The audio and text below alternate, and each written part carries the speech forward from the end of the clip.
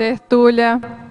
Meu boa tarde a todos. Hoje é dia 3 de fevereiro de 2015, é uma terça-feira, nosso verbete é de número 3.287, ele tem 8 páginas, 111 logias e 13 máximos. E o tema de hoje a ser debatido é o intencionograma, da especialidade intencionologia. E ele foi redigido pela nossa verbetógrafa já veterana, professora Alzira Gesing. Bom, a indefinologia, o intencionograma é um instrumento conscienciométrico ou método científico de mensuração da intenção da consciência, com o objetivo de aferir, averiguar, perquirir a natureza, estado ou qualificação da autopensenidade da consciência, homem ou mulher, nas manifestações multidimensionais, a fim de obter o autodiagnóstico e favorecer as autorreciclagens intraconscienciais.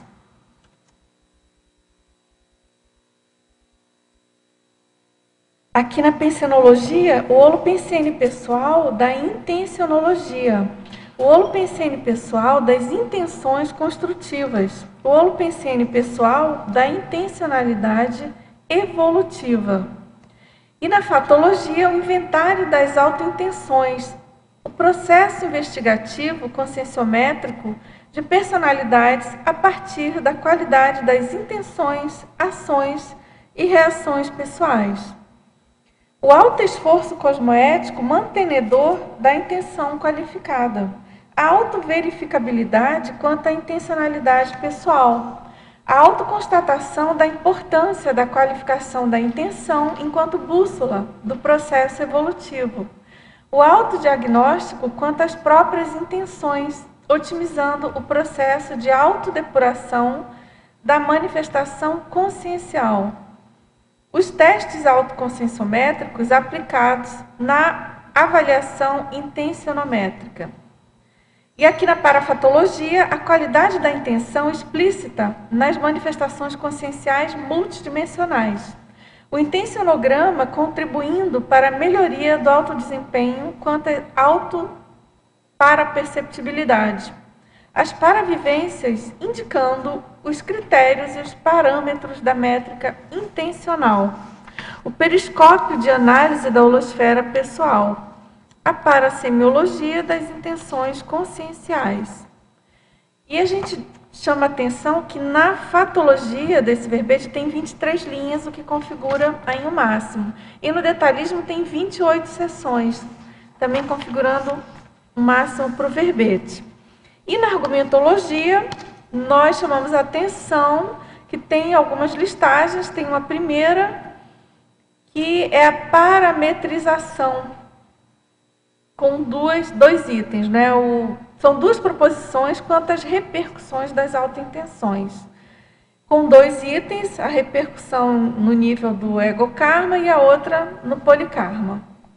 E tem uma listagem bastante rica, bastante didática, que é a autopesquisologia, com 55 variáveis aí referentes, então, a serem verificadas, a partir dos resultados dos fatos e parafatos vivenciados, a fim de ampliar a cosmovisão sobre si mesmo. Bom, também a gente tem aqui na acabativa, a gente destaca então na remissiologia os seguintes verbetes: carregamento da pensenidade, intencionalidade continuada, intencionologia, intensio recta e técnica da qualificação da intenção. E na frase enfática, o intencionograma é instrumento pesquisístico autoverificador da natureza da intencionalidade pessoal, sendo o eixo principal da autopensenização, condição essencial à autoevolução. Na questionologia, você considera oportuno auto-aplicar o intencionograma? Qual a motivação em conhecer as autointenções? E aqui na bibliografia específica, nós temos 8 fontes bibliográficas. Agora, antes da mega-análise, aqui a mini biografia, não é? A professora Alzira Guezin.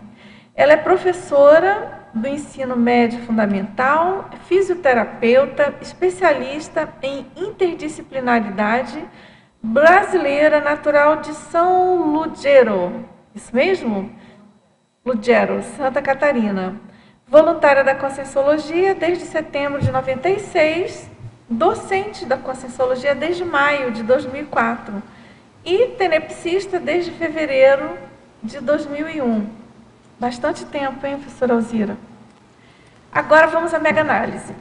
Essa mega-análise, como vocês sabem, é feita pela equipe da Enciclosapiens, professoras Marilene Raganin, Ana Rocha, que é a nova integrante aqui da equipe da mega-análise, e Socorro Frazão. E, então, vamos lá. Ferramenta, instrumento, mensuração, autocrítica, intencionalidade. Conscienciograma, esquadrinhamento, autoinvestigação, autodiagnóstico, autolucidez. Cosmoética, dissecção, equidade, coerenciologia, intencionologia. Autocogniciologia, autopesquisologia, intraconscienciologia, interconscienciologia, conscienciometrologia. Agora, professora Alzira, a gente já tem aqui algumas perguntas e eu queria que você contasse para a gente. Você pesquisa a intenção há bastante tempo, né? Pessoal, boa tarde.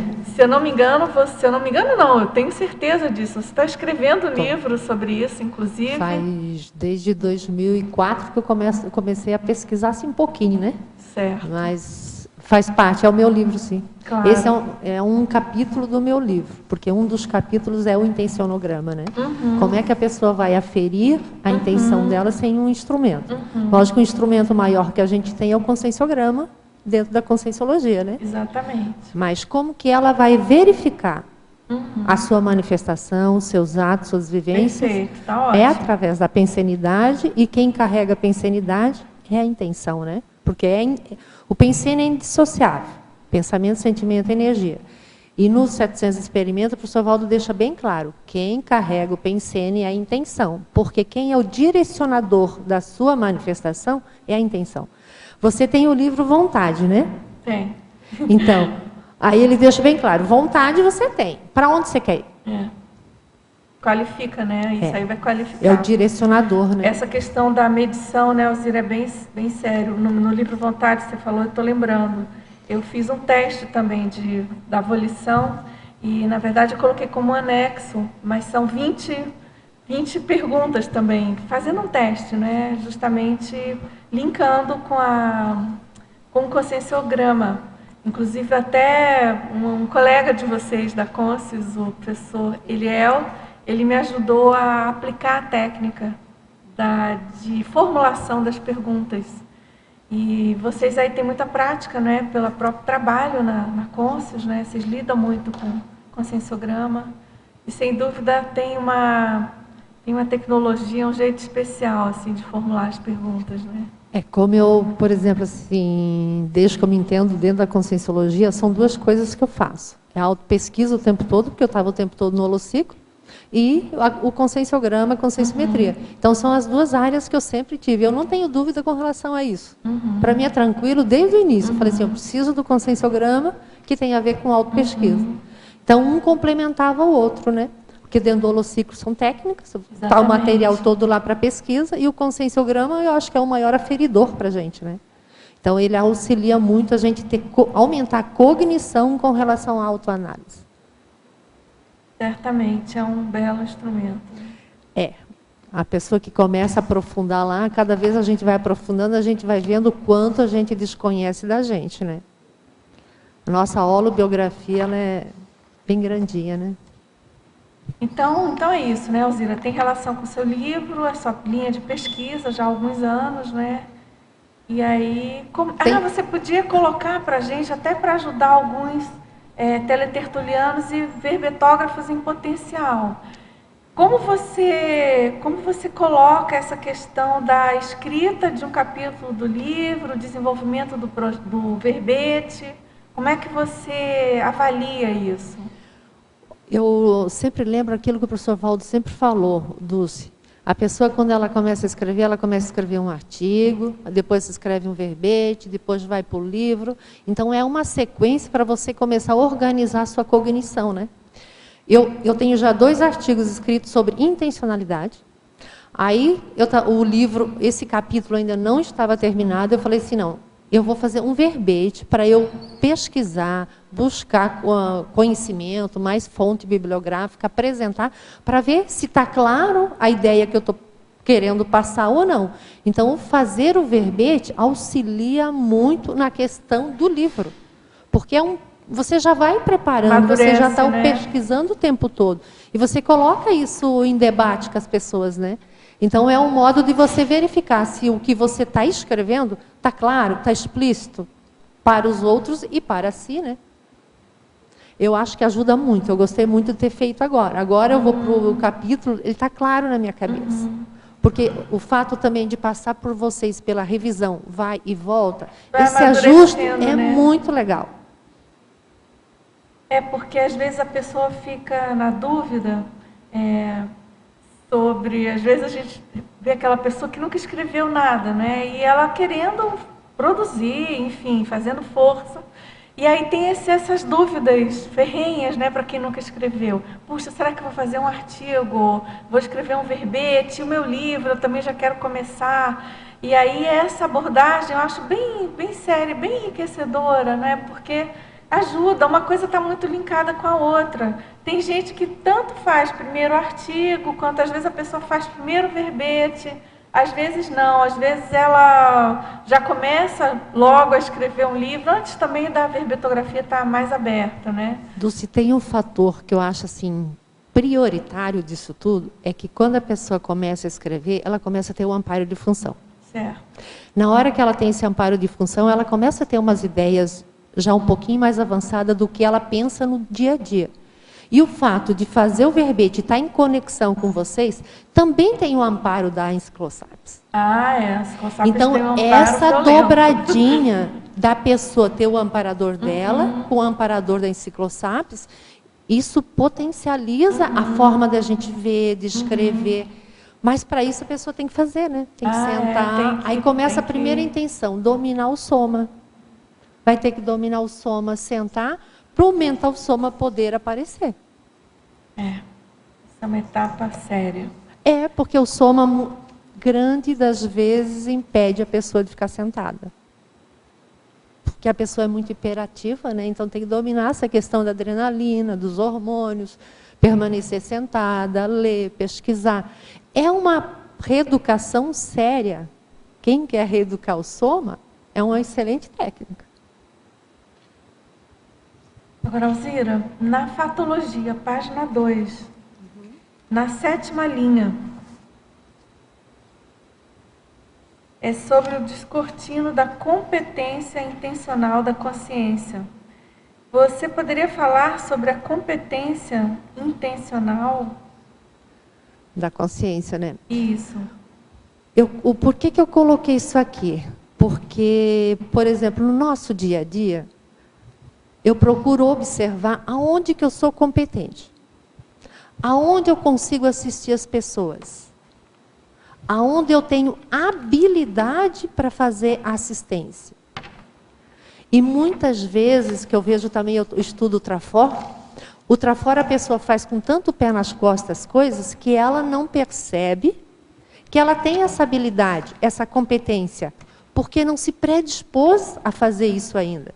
Então, na hora que a pessoa vê, pô, mas eu faço isso, eu consigo isso, por que não fazer?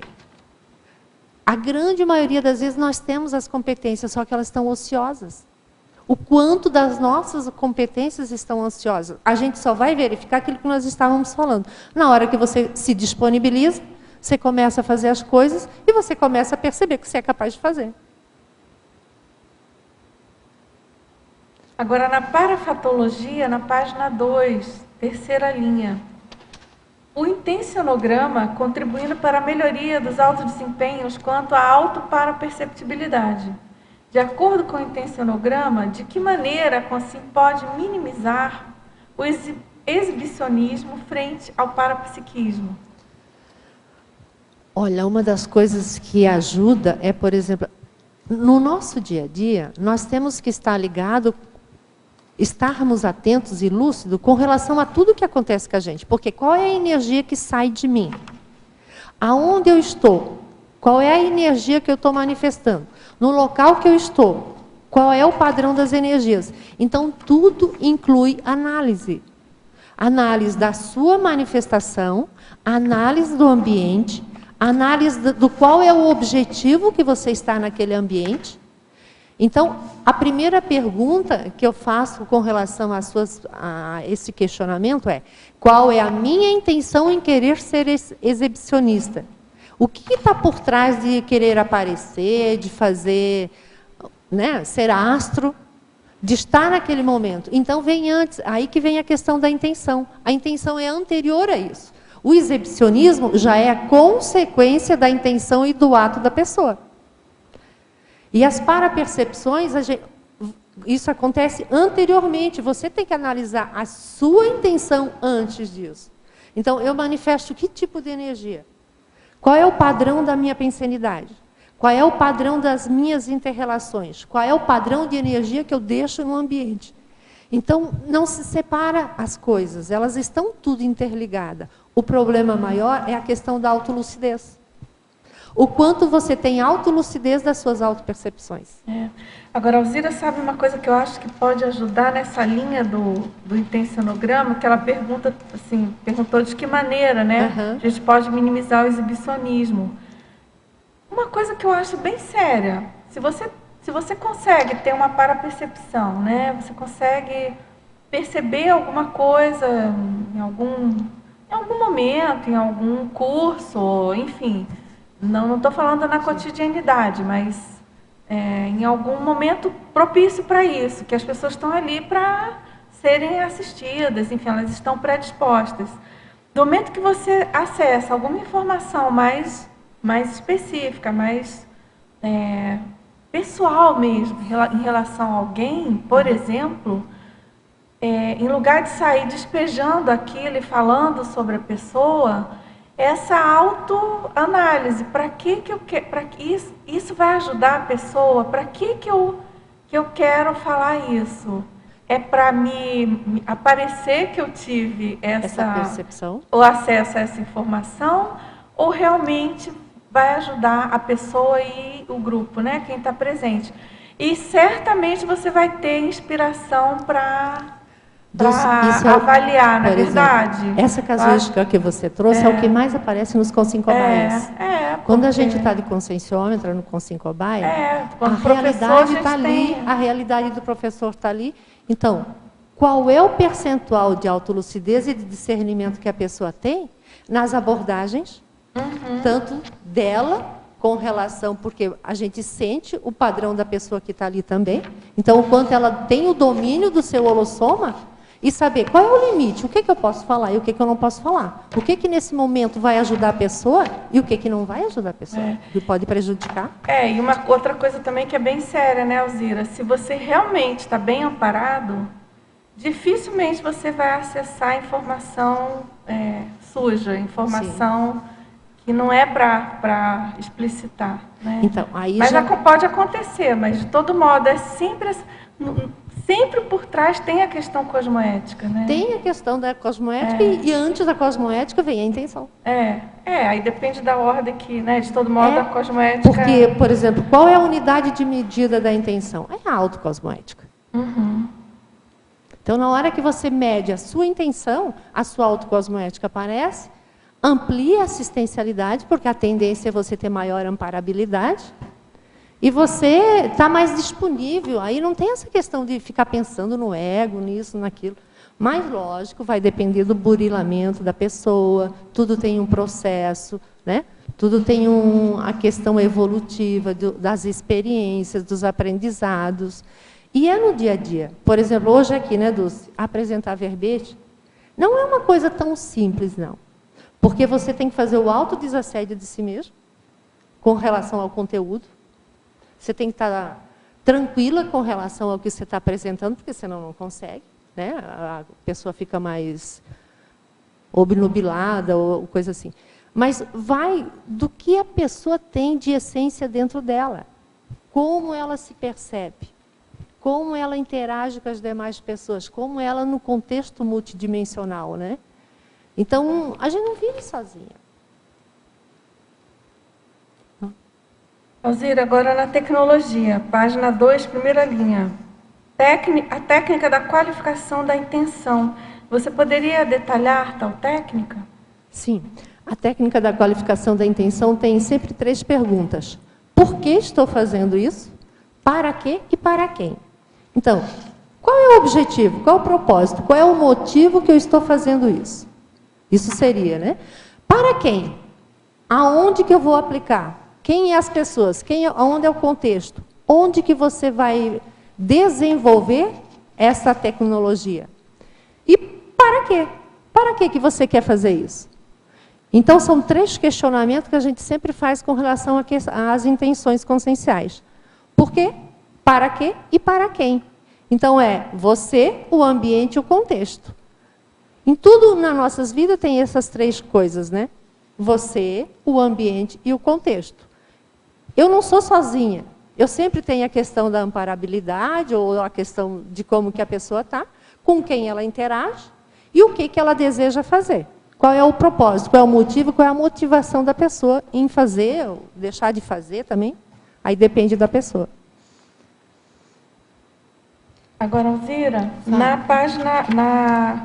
página 5, item 15. Tá. Carenciologia. Ela pede para você explicar esse item. Carenciologia na página? Página 5, item 15. Ah, tá, o item 15. Qual a natureza das autointenções em permanecer carente de energia, sexo e afeto, né? Porque muitas vezes a pessoa prefere, mas é a opção da pessoa, ficar mais sozinha, mais na dela. Isso significa que ela tem que ter um autodomínio maior para poder manter saudável. Porque a gente necessita de afeto, de carinho, de companhia, de convivência. Então, o fato de a pessoa, muitas vezes, eu estou trazendo uma casuística do isolacionismo, né? Quando a pessoa se isola, o que ela faz? A tendência é ela ficar no mundinho dela. Ficando no mundinho dela, não é a nossa fisiologia, a nossa parafisiologia ficar sozinhos. Nós precisamos do convívio, nós precisamos das pessoas, das consciências e dos sub-humanos, ou seja lá o que for, né? Mas a questão da pessoa, por que ela tem essa opção? Então, o questionamento é, por que eu opto em ficar carente? Porque carência é uma questão de ter proatividade. Estou carente do quê? De energia? Estou carente do quê? De companhia? Estou carente de quê? De sexo? Estou carente do quê? Então, é o quanto que a pessoa se predispõe a procurar ambientes em que ela consiga superar essa questão do isolacionismo e ficar mais saudável com relação ao seu holossoma. Mas é uma opção pessoal, né? É a pessoa que decide se ela vai ter companhia, se não vai ter, se ela quer companhia, se não quer. E aí entra muito o processo de auto-vitimização, né? Tem gente que adora ficar carente para ficar de vítima e ser o centro das atenções, né? Isso é bem comum, né? Tanto que esse aí é a questão que eu coloco aí do ego karma, né? Que a pessoa, por exemplo, a intenção do ego e do polikarma, né? O ego, a pessoa ainda pensa muito nela. Ela ainda quer só receber. E quando ela só quer receber, ela espera que os outros doam, não é? Agora, na página 2, terceira linha, você poderia explicar o princípio das ECs denunciarem a realidade intraconsciencial? Aqui vai parte do pressuposto que a pessoa começa a fazer uma análise. Por exemplo, todas as pessoas têm um padrão, têm um perfil de energia. As suas energias, elas estão mais positivas, estão neutras, estão nosográficas. Porque a intenção pode ser qualificada para o homeostático, para a neutralidade ou para a nosografia. Então, como é que eu identifico e discrimino as energias conscienciais? Pelo padrão das energias, pelas ações pessoais, pelos rastros pensênicos. O que é que você deixa? Quando você está num ambiente, você deixa um ambiente melhor do que você encontrou? Você deixa ele pior? Como que é? Então, é você verificar o seu rastro. Como que está o padrão das suas energias? Você consegue discriminar se essas energias são suas? Se essas energias... Como que você interage na energia do ambiente e como que você interage com as energias das demais pessoas? E também tem as consciências, né? Então, o processo mais sério nisso é a pessoa conseguir discriminar se essa energia é dela, não é, do ambiente, como que ela faz esse processo de interação energética, né? Que são os acoplamentos e assimilações. A gente está o tempo todo fazendo acoplamento e assimilações, né? E esse é o objetivo, a gente poder trabalhar mais nisso, né? Estarmos mais lúcidos para isso. Agora, essa questão da realidade intraconsciencial, é interessante esse princípio, né? Porque a gente pensando na questão da intencionalidade, para uma pessoa que é mais sensível à energia e ao parapsiquismo e tudo, é importante conhecer esse princípio e aplicar, né? Porque muitas vezes a pessoa, por exemplo, explicita verbalmente uma suposta condição da intencionalidade dela e as energias denunciam outra coisa, né? Então, essa questão das energias explicitando e denunciando realmente o íntimo, o âmago, que tem de mais profundo da intraconsciencialidade, é uma coisa muito séria, né? E é um desafio muito grande, né, Dulce? Porque claro, não é fácil a gente olhar para dentro da gente. Porque a gente não e a está questão acostumado. da própria discriminação do outro também, né? Exige aí um certo traquejo da gente, e também é uma coisa que você não pode ficar também usando como argumento de poder, mas essas energias estão péssimas, e não dá para. Então, mas é uma coisa muito séria, ao mesmo tempo nada sutil, mas que exige também, mais uma vez, né, a questão da cosmoética aí bem séria, porque no momento que você vai desenvolvendo a sua sensibilidade, a realidade intraconsciencial das pessoas vai se tornando mais explícita, né? E você também tem que aprender a lidar com isso, né? Esse que é o mais sério do paradigma consciencial, né? Porque, por exemplo, certeza. assim, na ciência convencional, o professor Valdo sempre fala, a pessoa estuda para fora, né? Ela não olha para dentro dela. Então, a dificuldade maior, eu vejo nossa, é que a gente vem desse mundo mais materialista, né? Vem de uma ciência convencional, que a pesquisa é fora. Na conscienciologia, a pessoa, ela é o objeto e é o pesquisador ao mesmo tempo. Então, ela é o cobaia e o cientista. O quanto que a pessoa consegue, dentro, por exemplo, da conscienciologia, a gente já consegue se enxergar mais por causa da inteligência evolutiva aplicada nisso, né? A gente já tem sinapses para isso, a gente viu isso no curso intermissivo. Agora, quem não passou por isso? É difícil de entender isso, porque mesologia, o contexto que a gente vive, é tudo para fora. A gente observa os outros, a gente muitas vezes acha em função dos outros. O que os outros vão pensar, o que a sociedade dita, o que a televisão põe. Então, é sempre externo. E a conscienciologia é para dentro, é interno. É o quanto você conhece de você e da sua realidade multidimensional, né? Eu posso perguntar? Elzira, parabéns pelo verbete, muito legal. Aqui na página 3, no Crescendologia, queria que você explicasse um pouco do crescendo anamnese para anamnese autohistoriográfica, nesse contexto da intenção, né? Porque, por exemplo, eu comecei a estudar e fazer isso comigo, né? Porque desde pequena, Ana, eu tinha uma ideia que dizia assim, eu vou fazer nessa vida tudo que eu posso para eu melhorar, para na próxima vida eu estiver melhor.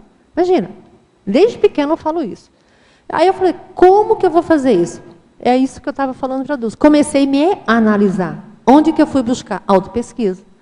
O tempo todo, no holociclo e no conscienciograma. Porque o conscienciograma, para mim, né, no meu contexto, eu acho ele o maior instrumento no sentido de eu me pesquisar, eu me analisar e saber quem eu sou. Então, essa análise começou a partir do momento da minha família nuclear, quem que eu sou na minha família nuclear, qual é o contexto que eu vivo, como que é o ambiente mesológico e nosográfico familiar, que eu também pesquisei o nosográfico familiar, para eu poder entender primeiro, para depois eu começar a entender minha historiografia. Aí agora que eu vejo, de tanto consincobaia que eu já passei, eu já vejo que eu já estou chegando na minha história do passado, na minha historiografia. Por quê? Porque eu já conheço minha realidade. Eu já sei de onde eu vim, no sentido intrafísico. Família, grupo, amigos, faculdade.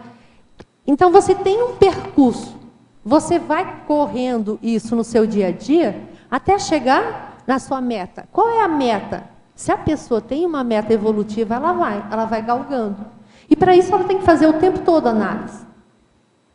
Porque senão como é que você vai chegar na sua meta se você não vai fazendo as análises? Não, o caminho está certo? O caminho não está certo? Opa, não, aqui eu posso melhorar. Não, aqui está ok, posso aprimorar, mas está certo, vamos em frente. E isso, a base é a intenção. Eu vou fazendo isso, mas eu vou deixando rastros positivos? Vou deixando rastros negativos? Qual é o rastro que eu deixo? Então, essa análise, para eu chegar na minha historiografia, faz parte de eu entender a minha história pessoal dentro de um contexto.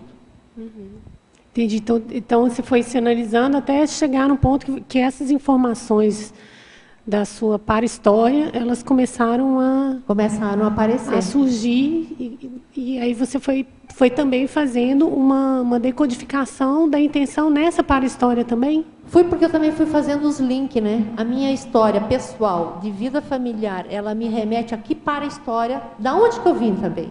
Qual é a minha procedência? Tanto intrafísica, e qual é a hipótese da procedência extrafísica? Aí eu comecei a linkar todas essas minhas pesquisas, que elas são muito profundas, né? Que é a questão da serexologia, né? A cobaia multidimensional que eu botei aqui. Eu não sou só desta vida aqui. Da onde que eu vim? Para onde que eu vou? Então, é aquelas 3 perguntinhas, né? Essa aí te coloca no processo multidimensional, né? Esse processo que você está falando é muito sério, né? De intenção. E outra dúvida que eu não sei se eu posso emendar. Posso, claro, Dulce? claro. Tem aqui a paradoxologia. Você colocou a questão do paradoxo da autoesperteza. Eu queria que você comentasse um pouquinho sobre ele também. O paradoxo da autoesperteza. Olha, eu trabalhei na educação durante 30 anos, né? E mesmo aqui, quando a gente pergunta nos cursos da Cons, você se conhece? Qual é a tendência da pessoa? Sim, me conheço bem. Aí você vai questionando, vai perguntando, mas você não disse que se conhece? E a pessoa não conhece. Então, ela se acha esperta, e muitas vezes ela é esperta, mas não do tanto que ela pensa, ou idealiza, ou fantasia. E aí o Valdo tem lá no conscienciograma, ele coloca lá, a pessoa sempre acha que ela sabe mais do que ela realmente ela sabe. Então é um paradoxo você saber que você é esperto, mas no fundo você começa a pesquisar, aí você vai ver que não muita coisa para pesquisar, né? Que a gente desconhece muito da nossa realidade. E é um paradoxo, né? Porque a gente se acha mais esperto, né? E quando começa a pesquisar, a gente se sente a pessoa mais burrinha. Obrigada. Justamente eu ia perguntar, então, a autoesperteza desqualifica a intenção? Bem, ela pode ser neutra, no sentido assim, ó, se eu tenho a autoesperteza, mas no sentido evolutivo, eu quero autoesperteza para buscar os meus estudos, buscar minha historiografia, buscar no sentido de determinação, de buscar algo positivo para você, ela pode ser positiva. Mas ela é um paradoxo, por isso que ela é paradoxo. Agora, muitas vezes você pergunta para as pessoas, a pessoa se acha mais do que ela é. Então, é um paradoxo dela pensar que ela é mais do que ela é. Deu para entender ou está claro? Sim, está certo. Então, voltando, você falou antes da questão de dentro e fora, vi que você colocou aqui no binômio ação centrífuga e ação centrípeta. E aqui também na orientabilidade, na página 4, se fala, né, que a intencionalidade orienta a manifestação, seja na direção centrípeta e centrífuga. Poderia ampliar essa duplicidade aí? É porque, por exemplo, a intenção é um atributo intraconsciencial, né? Então, na hora que você traz a intenção para dentro de você, ou você primeiro qualifica a sua intraconsciencialidade para manifestar as suas ações e suas energias, que é o centrípeta, né? E o centrífugo é para fora, quando você tem as suas intenções para fora, para o contexto, para as pessoas, no sentido de você qualifica a sua intenção para o externo. Então é um movimento intra e um movimento interconsciencial ou extraconsciencial, né? Então é nesse contexto de você saber diferenciar para dentro e para fora. Gente, só lembrando, o paradoxo da esperteza tem um verbete, tá? Para quem quiser aprofundar. Da Adriana, eu acho, né? Tem um verbete sobre isso. Você quer perguntar? Quero. Uhum. Alzira, parabéns pelo seu verbete, está muito interessante. Obrigada. E aqui em polinomiologia, queria que você ampliasse, né, esse polinômio aferimétrico, intensidade, frequência, duração, amplitude, né? E o outro, autoinvestigação, autoconstatação, autoprescriação e autodeliberação. Tá. O primeiro é o aferimétrico, é esse, né? Intensidade, frequência, duração, amplitude.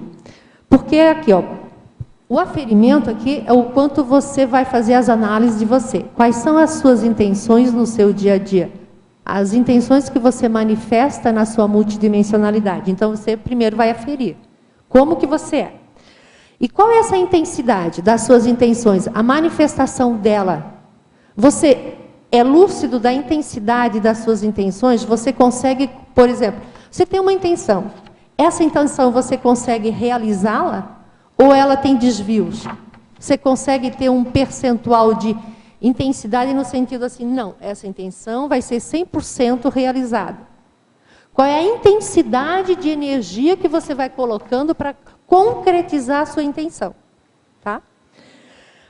Aí a outra, a frequência. Essa frequência, você consegue ser assertivo? A sua intenção, você consegue ter a intensidade de ser assertivo? Não, a minha intenção era essa e é essa que vai ser. Porque senão ocorre muito desvios. A intenção é difícil de você manter uma intenção continuada. A gente desvia, dispersa.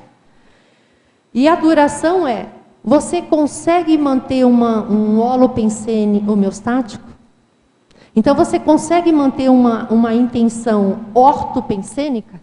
Você consegue ter direção pensênica, retinialidade pensênica? É nesse sentido. Opa, a minha ortopensenidade exige um alto esforço. Essa duração, quanto que você consegue manter a ortopensenidade, né, nas suas manifestações e energias?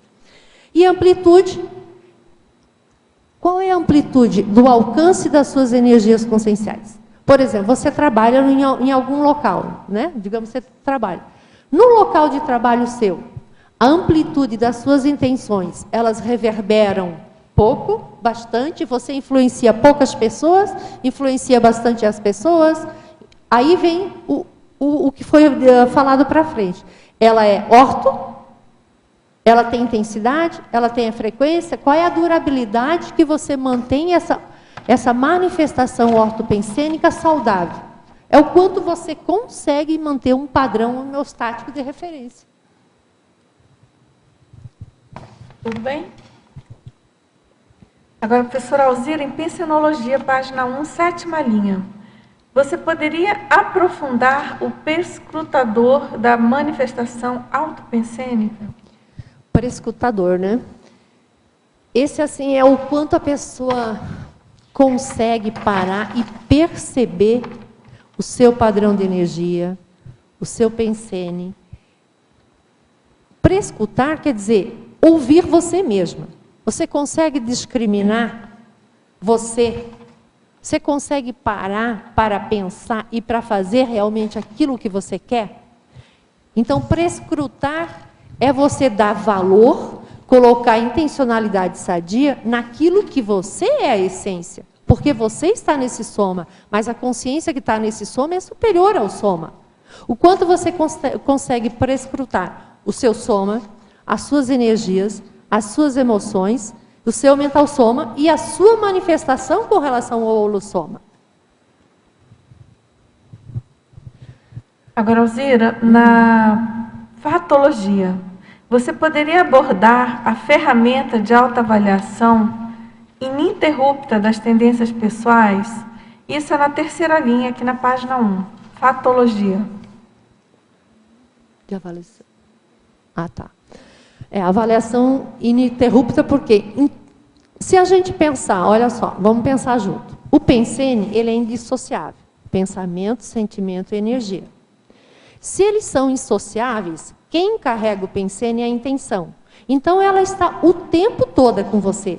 O problema é que nós não temos lucidez da manifestação da nossa intenção. Mas que ela está o tempo todo conosco, ela está. Agora, como é que eu faço para ficar mais lúcida disso?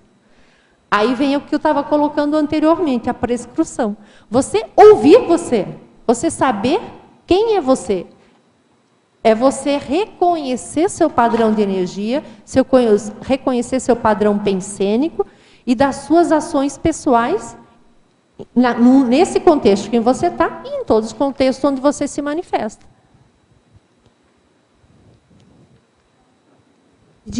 Sobre esse aspecto, eu acho que uma das dificuldades que a gente tem é realmente fazer essa distinção da nossa intenção, né?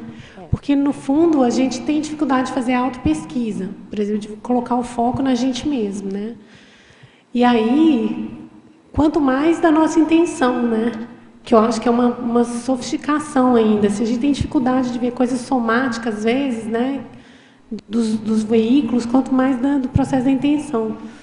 Então, eu fico pensando assim, que às vezes a gente se manifesta de uma maneira confusa ou com muitas informações. Por exemplo, tem os sentimentos, tem o que está acontecendo em volta, e às vezes é difícil distinguir, né?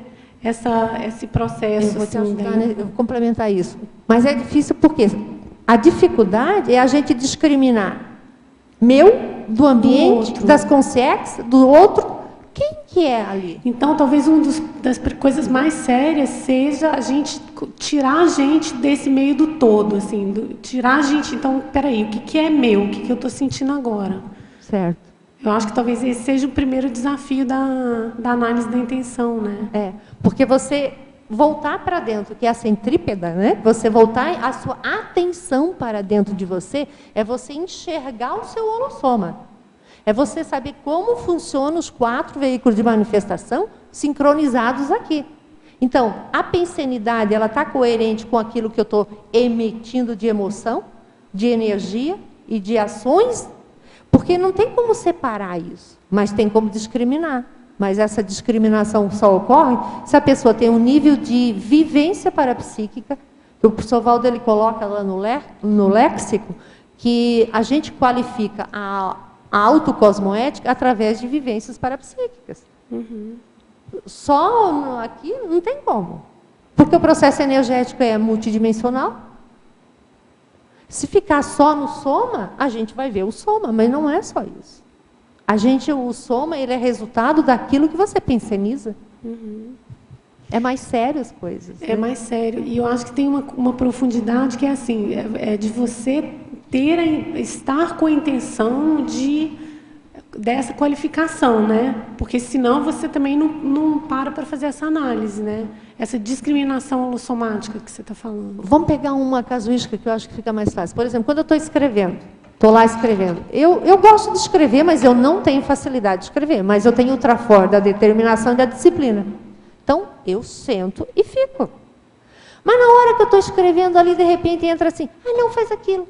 Por que entra um pensene assim, se eu estou ali concentrada? É o quanto que a gente permite energias gravitantes, ou até consciex, tanto amparador como assediador, adentrar na nossa pensenosfera. Agora, se você tem domínio da sua pensenosfera, e você já está num ambiente otimizado, qual é a tendência? Você tem mais amparo, ficar com a situação mais homeostática, e aquilo vai perpetuando e vai aumentando no dia a dia. Agora, se a pessoa ainda não tem esse domínio das energias, e a pensenidade, porque outra coisa que o professor Valdo coloca, que eu acho muito séria, é a intenção saltuária. A intenção saltuária leva para a dispersão. Aí a pessoa não consegue fixar, não consegue ver as energias, o padrão, fazer análise do ambiente, ver o que está acontecendo com ela, qual a interferência que entra. Então, a hora que você consegue perceber como é que a sua cognição, como você funciona dentro desse holossoma, precisa mexer assim muito na intraconsciencialidade. Eu achei muito, muito bacana essa associação que você fez que eu, na verdade, não tinha feito com essa clareza toda, que é a questão da cosmoética, da intenção cosmoética, ortopensenidade, né? Porque é muito assim, se você consegue discriminar, você já consegue ter mais clareza, a clareza já pode te dar uma retilinearidade, né? E a coisa fica mais acertada, a sua manifestação, né? Você não tem como ter ortopensene sem intenção cosmoética, é impossível. Não dá. Vamos lá, então, fatologia, na página 2, final da 4ª linha, de baixo para cima. Você poderia explicitar a prodometria das evidências quanto à qualidade da atenção, da consciência? Sim. A prodometria, eu tenho o parapercepciograma, né? Então, durante o dia, eu analiso e registro o que aconteceu comigo durante o dia todo. Do momento que eu acordo de manhã, vou anotando, vou verificando o que eu passo durante o meu dia a dia. À noite, na hora que eu vou dormir, eu reviso para ver aonde que eu tive uma intenção sadia, homeostática, onde eu consegui cumprir as minhas metas, os meus objetivos, a minha motivação, aonde eu não consegui cumprir aquilo que eu tinha prometido, né, pré-realizado, por que eu não consegui? Então eu começo, aí vem a análise da personalidade. Como que você é? Aí eu verifico, opa, botei lá 50%, consegui realizar. Por que os outros 50% eu não consegui realizar? Aonde entrou boi na linha? Eu deixei entrar boi na linha, aconteceu algum imprevisto, aconteceu algum contrafluxo. O que aconteceu para você não conseguir fazer aquilo que você tinha planejado na noite anterior? Mas isso é para quem tem hábito, né? Eu tenho o hábito de me planejar no dia anterior. Então, eu faço uma agenda, organizo, e no final do dia eu preencho aquilo tudo e verifico se a minha prodometria ela foi mais para traforista, se foi mais para trafarista. Aí fica fácil de verificar. Agora, se não tem registro físico, é difícil, porque se fica só na abstração. Ah, não, eu acho que eu fiz bem. Mas eu acho que eu fiz bem. Mas fiz bem o quê? Anotou, registrou o que foi feito correto e o que não foi? Aonde que está o desvio? Aí entra a intenção saltuária ou a dispersão. Porque se você tinha se planejado, tem tempo para aquilo. Estava no planejamento, por que não ocorreu? Mas para isso precisa o registro físico. A pessoa registrando. E isso tem o parapercepciograma. Se a pessoa elabora um parapercepciograma dela e vai registrando o que ela faz no dia a dia. Eu acho que isso otimiza muito, pelo menos no meu caso. Quando eu preciso fazer, assim, quando eu tenho mais atividades no dia a dia, que foge da minha rotina, eu organizo certinho. O horário que eu vou chegar, o horário que eu vou ser atendida, o horário que eu vou sair, por onde eu vou passar, qual o itinerário. Gente, dá tudo certo. Agora, em parafatologia, na página 2, 5ª linha. Você poderia esclarecer o periscópio de análise da holosfera pessoal? O periscópio aqui de análise da holosfera pessoal é... O professor Walder diz assim, ó, que ele conhece uma pessoa só pelo... Ele olha para a pessoa, olha a holosfera da pessoa e já faz um diagnóstico, né? Mas não é a minha habilidade, né? Então eu tenho que parar, olhar para a pessoa, ver o padrão das energias, ver como é que ela está. Ela está de bom humor, está de mau humor, está interagindo, não está interagindo. Você vai fazer uma dissecção das energias e da maneira da pessoa que está aí na sua frente, ou de quem é a pessoa analisada. Então você vai analisar o holossoma da pessoa. Como é que a pessoa se encontra nesse momento? Está tranquila? Está serena? Está agitada? Está ansiosa? É você, mas para isso você tem que ter, como é que eu vou dizer, know-how para ver isso, né? Porque a pessoa tem que saber discriminar, tem que saber fazer essa avaliação. Tem que saber ver, a energia está assentada? Está equilibrada? Ou a energia está desequilibrada? A pessoa está toda ansiosa? Então, é o quanto a pessoa tem cognição e experimentação para fazer isso. Mas é um ganho muito grande, porque isso, a hora que eu trago para mim, eu olho assim para mim. As minhas energias agora estão como? Opa, preciso diminuir minha ansiedade, preciso qualificar minha intenção aqui, não preciso ficar ansiosa porque estou apresentando um verbete. O quanto eu consigo ter domínio da minha automanifestação e da minha autopensenidade. E isso está implícito na intenção. Agora, Alzira, na Fatologia, página 2, terceira linha, você poderia expandir o tino prático quanto ao detalhismo e à exaustividade na tarefa de investigar, identificar, reconhecer e assumir trafores, trafares e trafais? Página 2, terceira linha. Porque, por exemplo, olha, tudo que nós estamos falando aqui, ó, se não tiver detalhismo e exaustividade, a gente não chega na intraconscienciologia. Que a intraconscienciologia é você chegar para dentro, então, analisar você, investigar a sua forma de se manifestar. É um movimento, por exemplo, grande de... Acho que eu trazer minha casuística vai ser melhor. Na hora que você para, por exemplo, você vai fazer um verbete. Primeiro você vai perguntar, por que eu estou fazendo esse verbete? Por que eu quero apresentar esse verbete?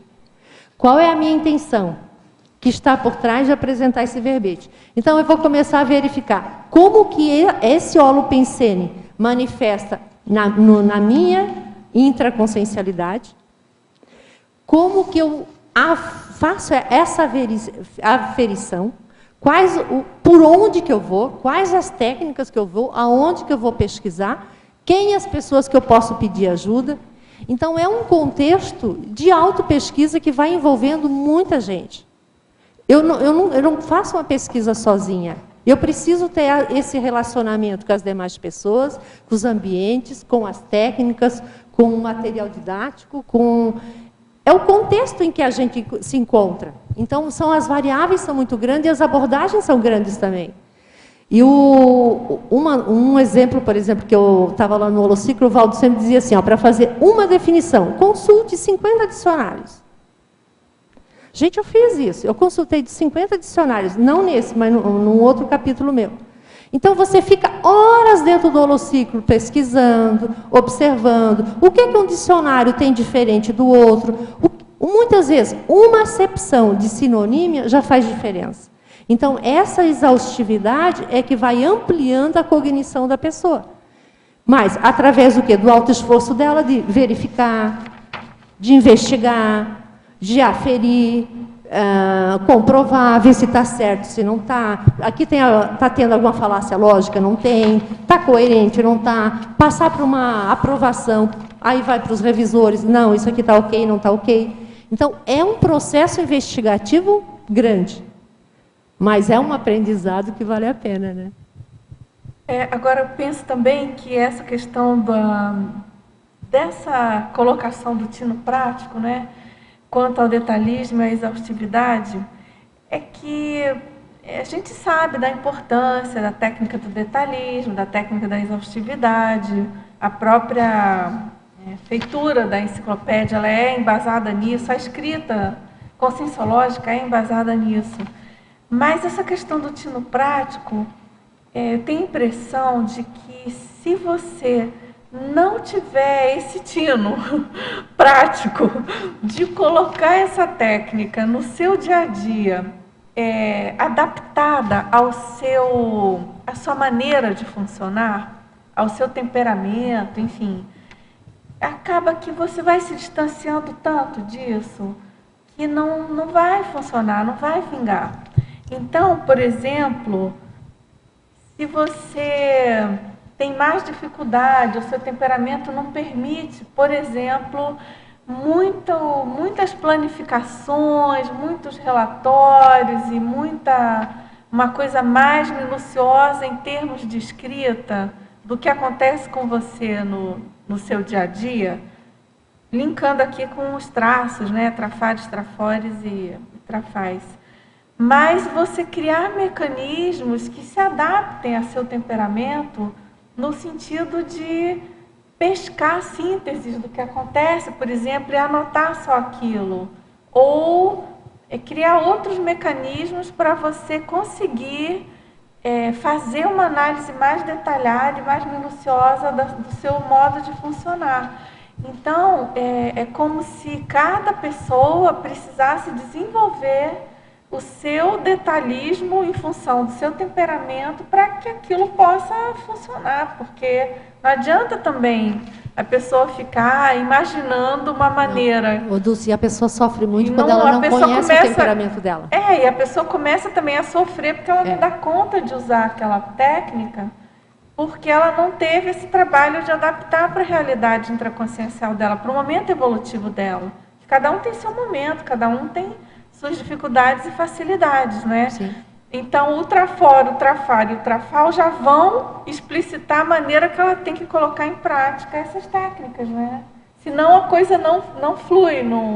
Você, em lugar de fazer um modo contínuo evolutivo, você faz um travão antievolutivo, tentando fazer uma coisa ideal que não se aplica ao seu micro-universo, né? Ô, Dulce, já vou falar. Isso que você acabou de falar, por exemplo, hoje de manhã na minha tertúlia, o Valdo falou sobre acolhimento. Acolhimento? Acolhimento. Que isso tem a ver com isso, sabe por quê? Porque tino prático é como você acolhe você. As suas facilidades, suas dificuldades. Eu tenho facilidade para fazer isso, você desenvolve aquilo. E o acolhimento que o Valdo falou hoje de manhã, ele diz assim, é a maneira, é a recepção que você acolhe o holopensene das pessoas, do ambiente, do local, de onde você está. Mas se a pessoa não faz isso com ela mesma, se ela não acolher o padrão dela, fica difícil, porque ela entra na reatividade, na defensividade. Não, isso aqui é muito pesado para mim, não quero, dá muito trabalho. Então, ela não entende a reação dela. Uhum. Isso é bem sério, é importante. Quer falar? Quero. Aqui na questão da atenção saltuária, dificultando a autopesquisa, eu queria saber assim, como ficaria na questão da multidimensionalidade, né? A questão de saber o que é seu, o ambiente, que às vezes você tem que ter, né? Não só uma mono, como se diz, visão. A intenção saltuária, assim, o que ela dificulta, porque ela leva para a síndrome da dispersão, o megafoco, você perde o megafoco. Você muitas vezes está ali, ó, sentadinho, fazendo uma coisa, de repente vem uma coisa na sua cabeça, você deixa o que você estava fazendo e vai fazer outra. Aí a dificuldade que isso dá para a pessoa é a falta de acabativa. A pessoa não consegue terminar as coisas, ela começa com uma, começa outra, começa outra, começa outra, e não consegue terminar. Ela não fica contente e feliz com os resultados dela. Essa tensão saltuária é o quanto a pessoa consegue. Isso muitas vezes, eu olhando por mim, né, eu vejo assim, que tem o processo da adrenalina, os hormônios, que interferem ainda na maneira da pessoa em função da fisiologia do soma dela. Porque a fisiologia, o soma, interfere na forma da pessoa pensar. Quando deveria ser o contrário, mas quem tem esse domínio já tudo bem, né? Mas a grande maioria não tem ainda. Então, o soma ainda prevalece sobre o mental soma. Mas a questão da intenção saltuária, ela é bem complicadinha. Ela deixa a gente em baixo nível, deixa a gente, né, não feliz com os resultados, porque a pessoa tem dificuldade nas acabativas, e ela não vê resultados evolutivos. E isso vai dificultando a pessoa, e parece que ela entra num rolo compressor, e ela fica, pô, não consigo terminar, começa outra. Não, agora vai dar certo. Eu conheço uma pessoa assim. Ela começa um projeto toda motivada, feliz da vida, apresenta, ok, está tudo certo. Mas na hora que exige aquilo que nós estávamos falando, do tino prático, de ela sentar, colocar as coisas em dia, organizar, aquilo que demora mais, que é a exaustividade, a profundidade da pesquisa, ela salta de banda. Porque exige domínio do holossoma. Aí, ela não consegue terminar.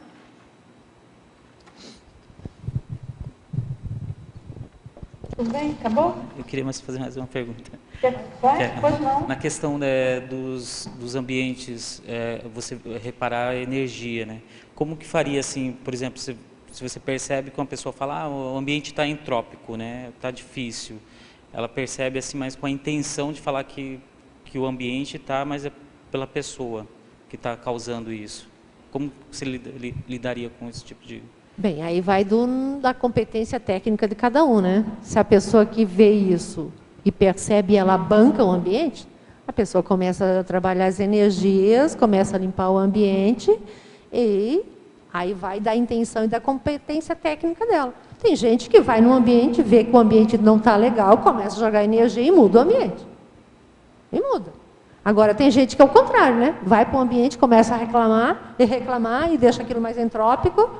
E... Nessa questão, né? Tipo assim, culpar outra pessoa porque o ambiente está entrópico. Sim. Mas não adianta, é o nível evolutivo das pessoas, né? É complicado, né? Mas é o nível evolutivo das pessoas.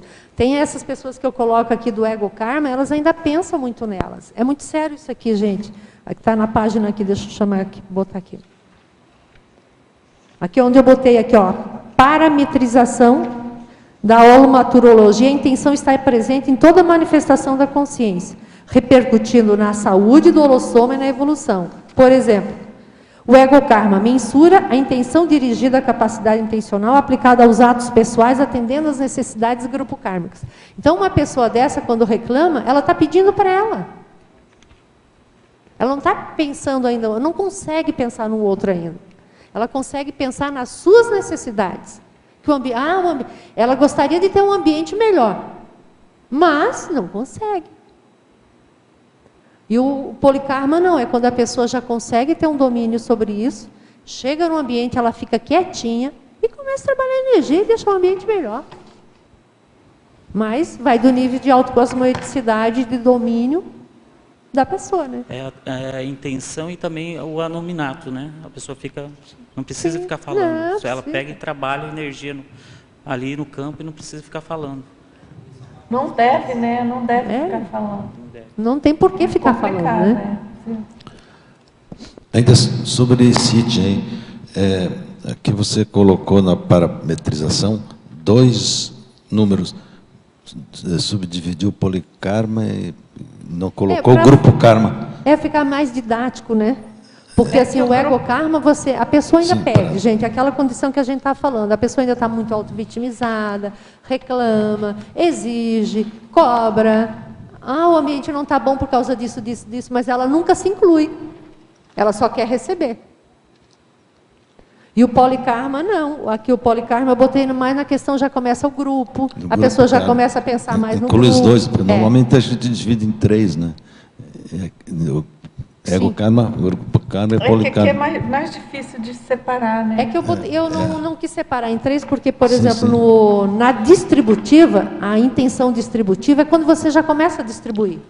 Você já começa a pensar no outro. E já começa no grupo karma. Seria mais para o outro. É para o outro, no sentido assim, de você pensar no outro. Então, começa no grupo, você já não pensa mais só em você. E do grupo vai para o poli, né? Porque é bem interessante a intenção, a gente entender que ela tem a questão da distributiva, quando você começa a distribuir. A primeira que é aquisitiva, a pessoa só quer. E tem a executiva. A executiva é quando a pessoa, ela já não pensa só mais nela, mas ela já começa a distribuir também. Mas ela ainda pede. Então, ela está no meio termo, de uma para outra. Tudo bem? Vamos lá? Alzira, na fatologia, página 2, terceira linha, de baixo para cima. A opção lúcida pela conduta sadia, realista, de reciclagem quanto à condição de bifrontismo consciencial. Vamos começando pelo bifrontismo. O bifrontismo, uma pessoa que tem 2 caras, significa que a intenção dela não está definida, não está clara.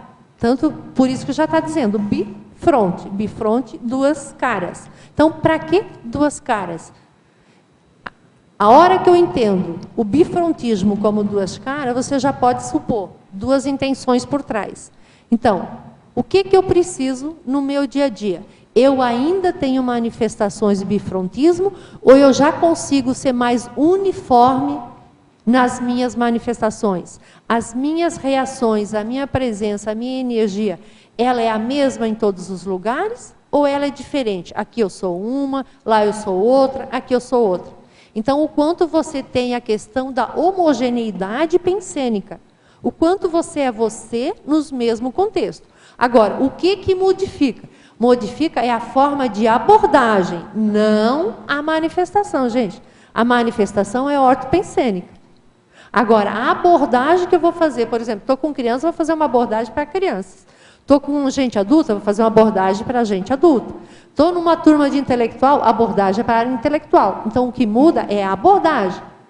É a equalização da abordagem para o contexto. Certo? Tudo bem. Agora, Alzira, na parafatologia, na página 2, sexta linha, você poderia explicar a autocobaia seriexológica?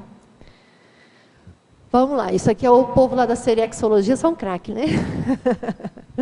Isso é um verbete do Pedro. Tem, né? Lembrando aí para quem quiser aprofundar, pesquisa na internet, no próprio site das tertúlias, que vocês têm acesso a esses verbetes todos da enciclopédia. É o verbete do professor Pedro Fernandes, tá? Mas por que eu coloquei aqui? Porque na hora que você pesquisa você pesquisa o outro, você está sendo cobaia o tempo todo. Não tem como nós não sermos cobaia, gente. Nós estamos sendo vistos, observados e analisados o tempo todo. Um exemplo aqui no tertuliário. O professor Valdo sempre fala que aqui tem mais consciex do que consciência.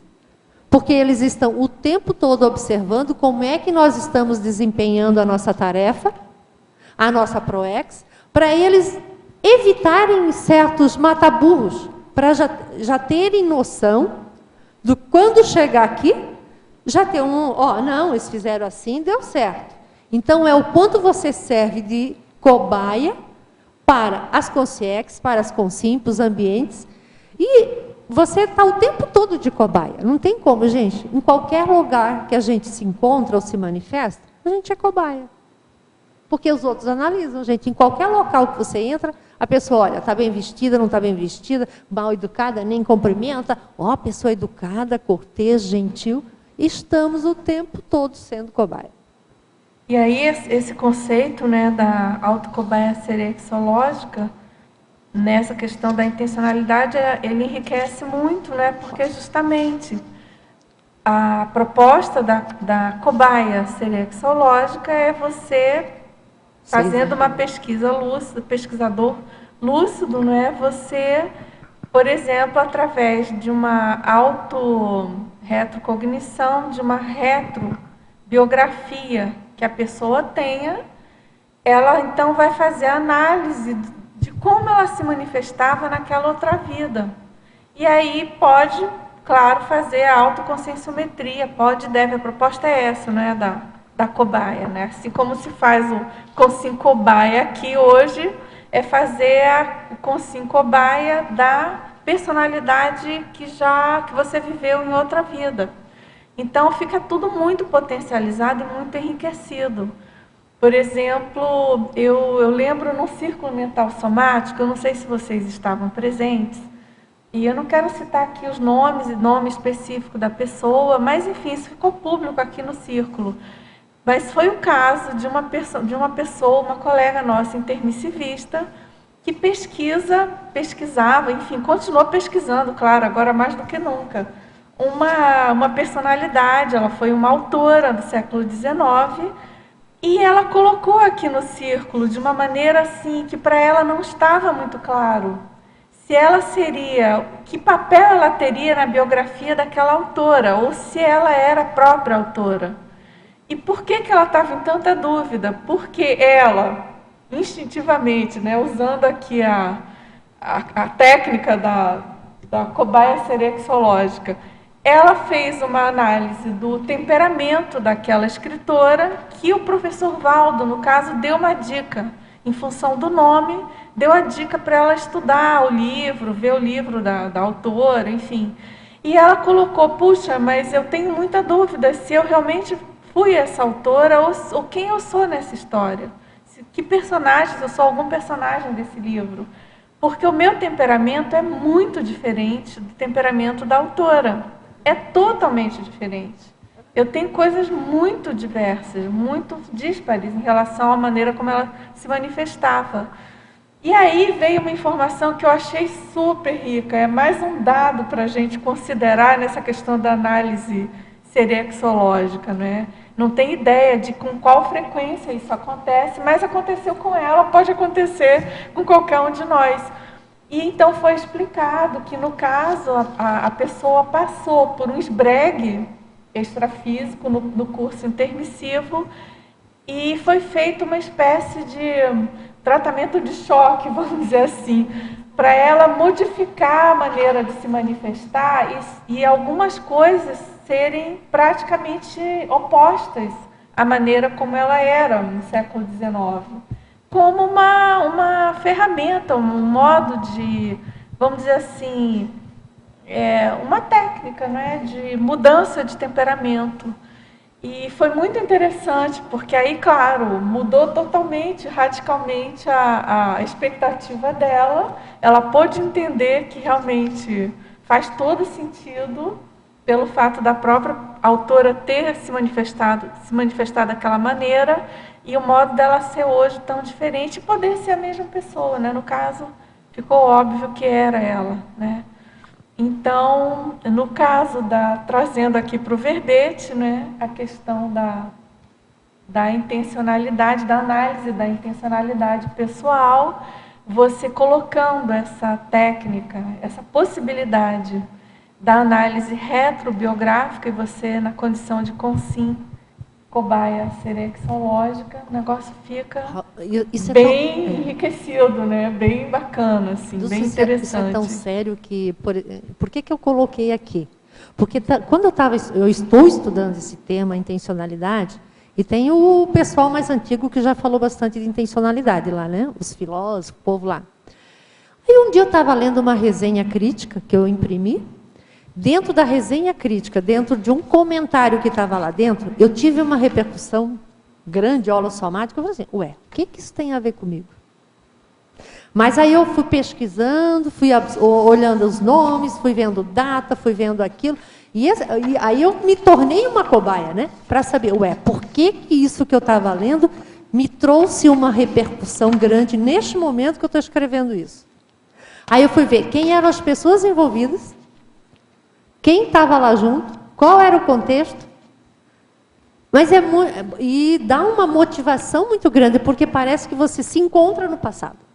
E você vê que do jeito, no meu caso, não era bem parecido. É bem parecida a forma de pensar, não tem muita diferença.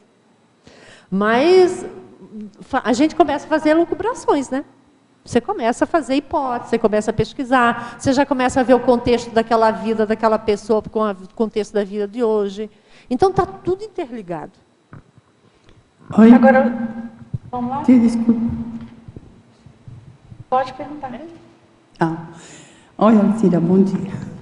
Eu queria perguntar, que me explicara um pouco na página 3, em paradoxologia, o paradoxo de autoesperteza. Paradoxo da esperteza? É. Você já falou, né? Mercedes, o paradoxo da autoesperteza, se você quiser aprofundar, ele tem um verbete que eu acho que é da Adriana Lopes. Com certeza é da Adriana. Mas o que eu botei ali? Principalmente por uma frase do conscienciograma que o Valdo diz assim, lá tem a pessoa sempre se acha que ela sabe tudo, que ela conhece tudo dela. Então ela se acha muito esperta. E no fundo não é, né? A gente conhece muito pouco da nossa realidade. Então a gente se acha. Não tem hora que a gente infla o peito, põe energia e se acha. Parece o gatinho que vira leão, né? E quando você vai ver, você começa a questionar, verificar, a pessoa vai murchando. E vai vendo que não tem tudo aquilo que ela idealizou.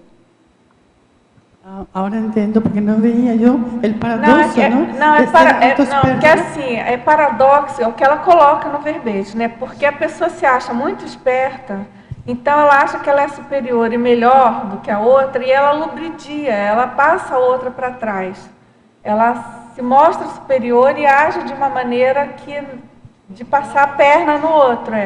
Com isso, ela esquece que é ela que está perdendo evolutivamente. É paradoxo por isso. No fundo, perante a evolução, então é isso. Vamos lá? Você quer perguntar? Eu queria falar sobre também esse assunto aí. Inclusive, tem um autor antigo brasileiro, que é aquele Padre Vieira, que ele falava que desde o início da criação do Brasil, existe uma cultura, ele narrando lá como que era na época e tal, existe uma cultura disso aí, da pessoa querer se achar e passar a perna no outro, especificamente no Brasil, que isso foi criado, e até hoje a gente vê que existe isso, né? Você acha que existe uma pressão social que faz com que as pessoas acabem se tornando assim, por causa disso, dessa cultura como que eu posso falar? Isso mesmo, de querer passar a perna no outro, o gercismo de também, esperteza, né? A né? lei de Gerson é isso, também, né? A pessoa... eu penso que parte é cultural, sim, parte é a questão da impunidade, parte é a ignorância quanto à inteligência, a ignorância evolutiva, né? Antievolutiva, a falta de inteligência evolutiva, né? A pessoa não tem a menor noção de que... Mas sabe por que eu botei esse paradoxo, Dulce? Porque, olha só, por baixo dessa esperteza que ela pensa, qual é a intenção dela? É nesse sentido que eu trouxe. Na hora que a pessoa se acha muito esperta e que não é, e que quer tirar partido, qual é a intenção dela que está por baixo? É nesse sentido que eu trouxe o paradoxo, entende? Porque a pessoa pensa numa coisa, mas a intenção está totalmente distorcida. O jeitinho brasileiro também é isso, o gercismo é isso. Quer tirar partido, mas tirar partido por quê? Qual é a intenção que está da pessoa querer tirar partido? Alô, oi. Alzira, tem uma questão que eu acho que vale completar, que assim, acho que dentro desse processo, onde as pessoas acabam se identificando com essa lei de Gerson, com querer levar vantagem, tem uma afinidade com uma intenção distorcida. E aí, se todo o país tem essa afinidade, é bom a gente ficar atento e avaliar também, né? Se a gente se identifica com isso ou não, ou em que momento a gente tende a achar que vai fazer uma coisa desse tipo. Em que situações eu, às vezes, quero levar vantagem. Eu ainda tenho isso, eu manifesto isso ou não. E é para você sair um pouco do holopensene, que eu acho que isso aí tem um pouquinho no holopensene do Brasil, né, do brasileiro, que é isso que você está comentando, não é? Eu falei até de pressão social, no sentido de que se o holopensene ele é voltado para isso, e você é uma pessoa que não tem isso, essa pessoa pode desenvolver isso, né, nesse holopensene, estando nesse holopensene. Porque se você não desenvolve, você vai porque ser os outros vão achar estranho, burro, porque todos são assim, pera, então esse cara aí, ele... A pessoa começa a se achar burra, né? Porque, mas está todo mundo, né, fazendo isso, por que eu não vou fazer também? Interna ou externa, né? Mas a mesologia vem e pressiona para o lado pior, né? Ela vai encantuando a pessoa, né? Vamos lá, gente? Tem várias perguntas ainda. Aqui, falando sobre a questão de serioxologia, eu queria comentar assim que eu fiz esse curso da monarquia espanhola, e aí eu fui entender o porquê do Val estar aqui como epicentro, né? Que teve um parasociograma mostrando a antiguidade de alguns personagens, né? Que alguns personagens se encontram aqui ainda, mudou o palco só. Aí eu consegui fazer a correlação do passado e o presente. E todo o ambiente. Até então, a gente tinha feito, da Consecutiva, tinha feito o fórum da Emily Hobhouse, da monarquia russa, da África. Eu falei, mas eu não vejo nesse contexto, né? Aí, nesse parasociograma, que eu fui entender o passado e o presente. Queria fazer uma pergunta aqui na página 2, efeitologia, que se pudesse exemplificar o efeito positivo na atmosfera pessoal advindo da autoconstatação do próprio nível evolutivo real. Como é que é isso? Na hora que você já teve um momento assim que você se sentiu muito bem? Aí você começa a analisar. Por que eu estou bem assim? Por que eu estou com essa tranquilidade? Por que eu estou com pacificidade? Por que eu me encontro numa condição de imperturbabilidade? Porque, de alguma forma, ela qualificou a manifestação pensênica dela. A ortopensenidade está predominando. Então, na hora que predomina a manifestação da ortopensenidade, você começa a observar que as energias de você começam a adentrar no ambiente onde você está, fazendo um padrão de homeostase. As pessoas começam a se sentir melhor, os ambientes ficam melhores, então tudo no seu entorno começa a ficar melhor. Então é o quanto você consegue já verificar como que a sua energia, o seu padrão pensênico, interfere nas pessoas e nos ambientes. Então, na hora que você vê que você está com um padrão homeostático, aquilo está reverberando de maneira positiva em você e nas demais pessoas, é o quanto você consegue enxergar de você. Gente, a melhor coisa na hora que você consegue ver que você está melhorando, que você está reciclando. Opa, você já está conseguindo ter uma casuística, uma extrapolação de alguma vivência sua homeostática. Eu acho que esse é o nosso objetivo como meta de intermissivista, né? É encontrar essa homeostática, essa homeostase do nosso holossoma. E a gente começa a verificar isso nos ambientes, mas a gente tem que parar para fazer essa pesquisa. O que é que eu fiz na minha pensenidade que eu consegui qualificar os meus pensenes? O que eu fiz? O que eu deixei? O que eu abri mão para eu entrar numa condição homeostática? Mas isso exige assim uma percussiência, uma vontade muito grande. Eu tive uma casuística dessa que eu passei, que foi logo após uma cirurgia que eu fiz. E na hora que eu fiz a cirurgia, que a cirurgia demorou um bom tempo lá, eu entrei 8 horas, só voltei 7 horas da noite, que eu voltei, eu estava num padrão totalmente diferente. Então, foi uma questão extrafísica, uma questão intrafísica, um ajuste serexológico, que tem a ver com cobaia serexológica, do meu grupo evolutivo, das minhas companhias do passado, e do momento presente hoje, e da minha meta evolutiva. Então, você vai analisando muitas coisas. As abordagens, elas têm que ser mais amplas, tem que ter uma cosmovisão maior da sua manifestação. Porque a gente não é só essa manifestação do que eu estou sentadinha aqui agora. O quanto eu reverbero em todos os lugares. Aí, naquele momento que eu saí da cirurgia, eu parei para pensar. Eu estava num estado de equilíbrio que eu nunca tinha tido. Eu falei assim, mas por que eu vou estar num estado de equilíbrio após uma cirurgia? Então, isso fez eu pensar muito e questionar muito. Mas eu fui preparada para essa cirurgia. Antes de eu entrar em cirurgia, eu tive uma projeção lúcida, eu tive volitação, eu sabia que eu estava volitando porque eu ia entrar numa cirurgia. Então, o contexto multidimensional de pesquisa, ela é mais abrangente. A gente nunca é só esse soma aqui. A gente manifesta nas várias dimensões aqui. E vai depender do desempenho da pessoa, né? Vamos lá, então, Alzira? Na exemplologia, página 4, segunda linha, intencionograma avançado, o da consciência serenona. Você poderia explicitar mais e exemplificar? Por que eu coloquei esses 3 itens? Porque, assim, a maioria de nós se encontra na condição de pré-serenão vulgar, ou seja, 0,25%, 0,30%, 0,40%, aí depende de cada um. Mas, geralmente é de 25%, que é pré-serenão vulgar, o desperto, que é 50%, e o serenão, que é 100% da escala evolutiva das consciências. Então, o nível de intenção do pré-serenão, ele tem dificuldade de identificar as intenções dele ainda, porque ele não conhece a si mesmo. Ele reage mais às situações do que ações lúcidas e competentes.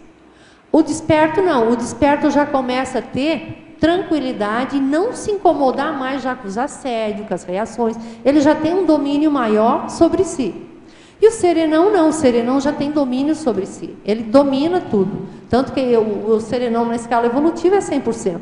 E o livro Conscienciograma é todo baseado no serenão, que é o Homo sapiens sereníssimo. Modelo evolutivo. Que é o modelo evolutivo. Então, por que do serenão? O serenão conhece a realidade dele toda já. Ele já tem ele age por continente, que o professor Valdo sempre fala que ele age por continente, por quê?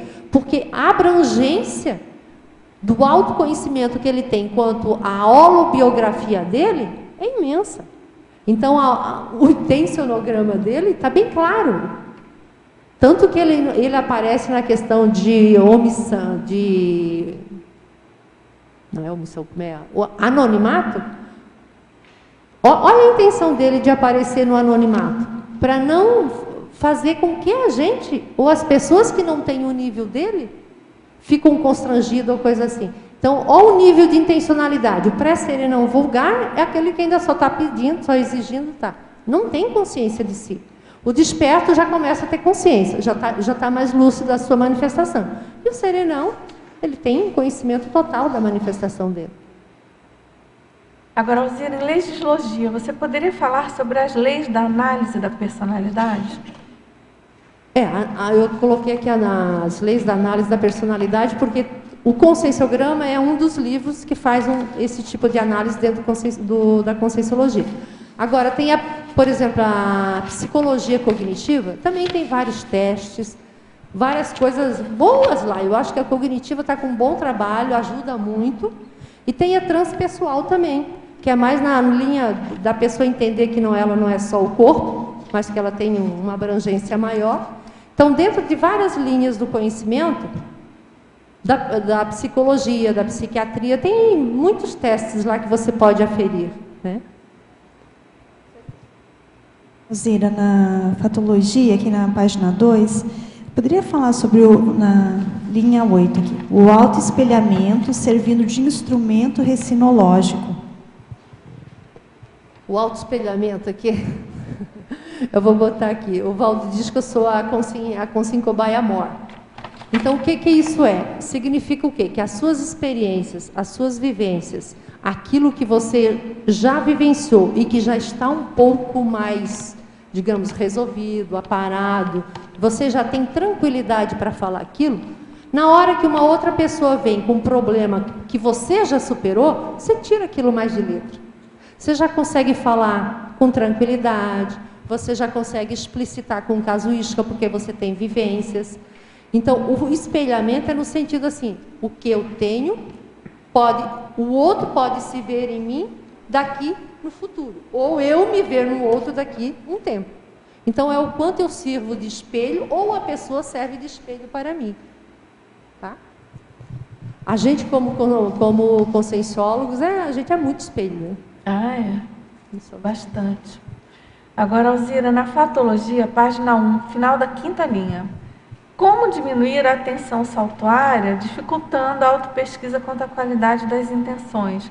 Você possui algum método para melhorar o foco e a organização? Tem. Agenda. Eu costumo anotar as minhas percepções.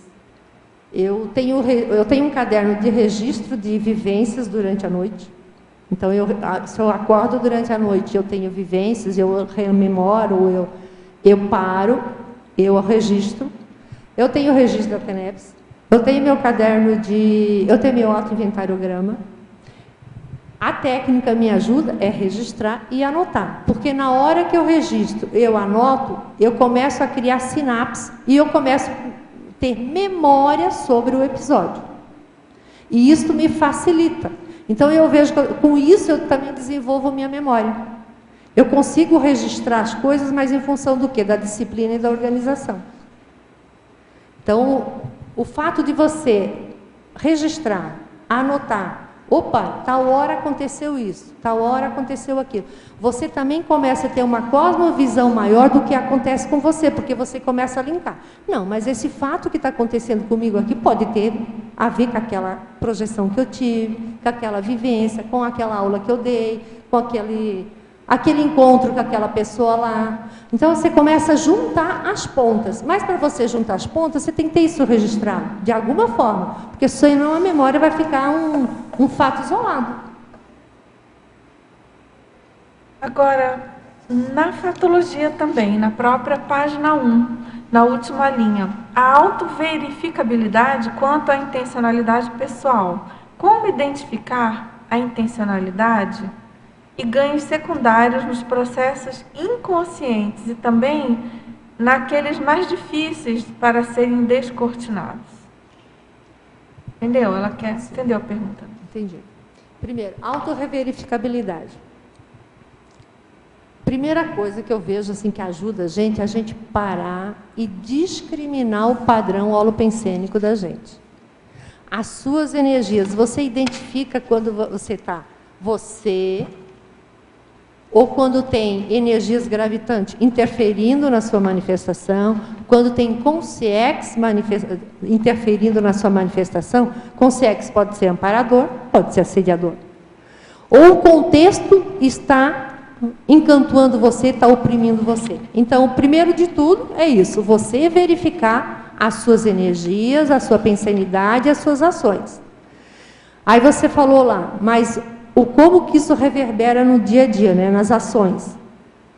Na hora que você está tranquila, que você tem uma intenção clara, definida e sincera, as suas energias também vão estar nesse padrão. Agora, quando a pessoa não para pensar sobre si, o que ela vai manifestar? As energias vão estar também, como é que eu vou dizer, desorganizadas. Porque você não tem noção daquilo que você está pensando e se você está tendo domínio da sua pensanidade. Então, a autodesorganização e a intenção desorganizada é em função do não domínio autopensênico. Na hora que você domina, a tendência é você ter uma organização, você ter uma disciplina, você ter um encadeamento e as coisas fluem com mais naturalidade. Eu tenho um capítulo do meu livro que é isso, é a coerentização da intenção. O quanto a intenção é dispersa. Quando a intenção é dispersa, a hora você está aqui, está lá, está pensando isso, está pensando aquilo, as energias são a mesma coisa. Na hora que você começa a ter retiliaridade pensênica, você começa a botar prumo. A sua vontade e a sua intenção qualifica a sua vontade. Você vai colocando prumo nas suas ações e reações, e nos seus atos e nas suas condutas. Agora, na fatologia, também na página 1, final da terceira linha, você poderia comentar a parametrização da matriz cognitiva da consciência? Parametrização aqui é você medir a sua cognição, nesse sentido aqui. Você pensa o quê? Primeiro de tudo, o que é que você pensa sobre você mesmo? O que é que você pensa das demais pessoas? Você é uma pessoa que tem a tendência mais traforista, positiva, ou você é uma pessoa que tem uma tendência mais negativa, mais trafarista? Então, na hora que você começa a observar, opa, a minha tendência é mais positiva, significa que você já conseguiu dominar mais essa questão de ego-karma. Você já está mais para o grupo karma, para o polikarma, porque você já está pensando mais no outro.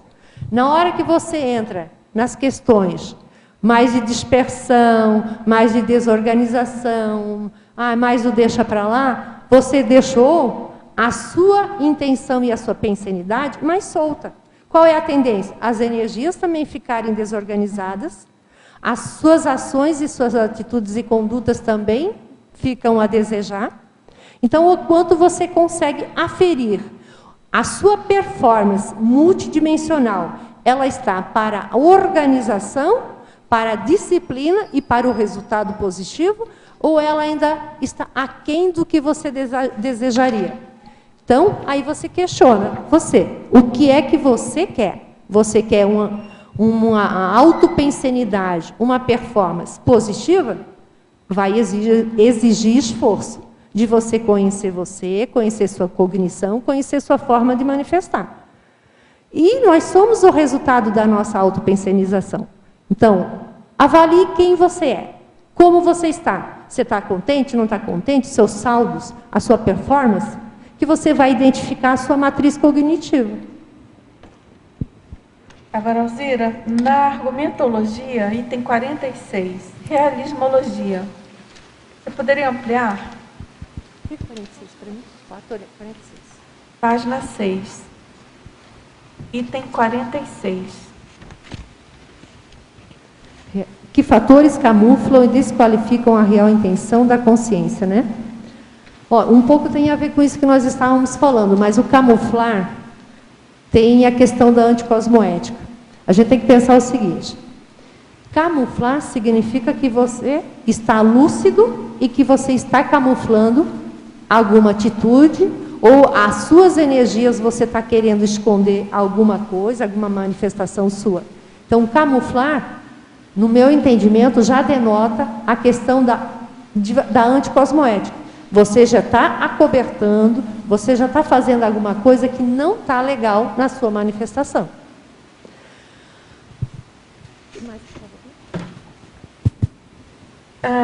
Só um pouquinho dos camuflam e desqualificam. Então, ó, camuflar é isso. E o que desqualifica? O desqualifica é não ter uma intenção também qualificada. Quando você tem uma intenção qualificada, você sabe por que você está fazendo aquilo, você já sabe qual vai ser o resultado, qual vai ser o seu esforço naquilo lá. Agora, quando ela está desqualificada, o que acontece? Geralmente não acontece do jeito que a gente quer, as coisas dão errada, dão para trás. Por quê? Porque a sua intenção está desqualificada. Então, camuflar é uma coisa, e desqualificar, no fundo, elas têm um parâmetro. Por quê? Na hora que eu camuflo, não estou com anticosmoético. Na hora que eu desqualifico, queira ou não queira, eu também estou indo para anticosmoético. Então, elas meio que são sinônimo aí. Quer perguntar? Sim. Alô? Sim. Boa tarde. Parabéns, Alzira, pelo verbete. Eu queria só fazer uma sugestão ali na página 3, binomiologia. Eu queria sugerir o binômio criação e intenção. Criação e intenção? No sentido de que algo ainda não existe e você quer criar algo novo, aí cair no campo da invenção, etc. Olha, vamos pensar sobre isso, né? Legal. Ok. Muito bom, obrigada, tá? Obrigado. Você viu esse verbete ideia, intenção? Tangencia essa proposta, mas a gente vamos pensar se vale. Tem o verbete que chama, ela até pôs na remissiologia, que é ideia e intenção. É do Flávio, né? Depois dá uma lida, já que você se interessa aí por essa abordagem, é nessa linha. Tá, ok. Mas, de todo modo, obrigada aí, tá, Humberto? Agora, Alzira, vamos lá, a gente ainda tem algumas perguntas. Na fatologia também, final da 5ª linha. A atenção saltuária... Não, essa já foi, né? A outra é em relação à mania. Ela pergunta, o que é a bulomania? Na maniologia, página 3. A bulomania é quando a pessoa não tem vontade para fazer nada. Então, se ela não tem vontade para fazer nada, a intenção dela também fica totalmente... fraqueza da intenção também, né? Tem. Então, na hora que você está lá, entregas barato, o que você vai fazer? Que intenção é essa que está? Porque, gente, pensa. Nós temos energia, nós temos o holossoma, nós temos uma cabeça, nós temos uma inteligência evolutiva. E a pessoa fica lá prostrada, entregas baratas, uma preguiça daquela. Não tem como, né? É uma mania, né? Mas tem. Você quer perguntar? Quero. Quer perguntar? Tá Eu quero. Escolhendo aí. Alzira, ela pergunta, realmente, na página 1, final da 5ª linha, atenção saltuária, dificultando a autopesquisa quanto à qualidade das intenções. Ela pergunta como ela pode melhorar isso, se você tem alguma sugestão. Como ela pode melhorar a atenção nesse item? Olha, tem várias coisas que podem ajudar, sim. Se você, por exemplo, assim, você verifica se você tem a intenção saltuária, uma das coisas é atividade física. Você conseguir fazer uma atividade física regular faz com que você já tire as toxinas do corpo físico. A sua fisiologia já começa a ficar mais aprumada, mais equilibrada. Outra, é uma alimentação saudável, exige alimentação saudável, para que você não fique intoxicada pelo aquilo que você come, tá? Aí o terceiro passo que eu vejo começa a questão da sua vontade. A vontade e a intenção. A vontade.